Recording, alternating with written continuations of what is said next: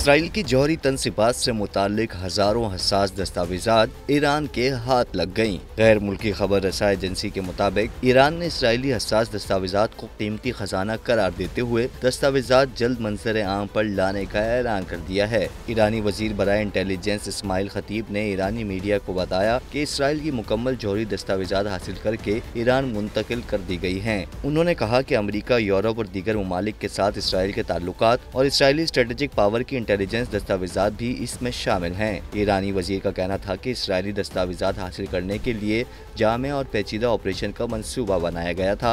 दस्तावेजात की तरह इन्हें ईरान मुंतकिल करने का तरीका भी अहम था। उन्होंने मजीद कहा कि इसराइली हसास दस्तावेजात बहुत जल्द मंजर आम पर लाएंगे। खबर रसाई एजेंसी के मुताबिक इस खबर से मुतालिक इसराइल की तरफ से फौरी तौर पर कोई तबसरा सामने नहीं आया है।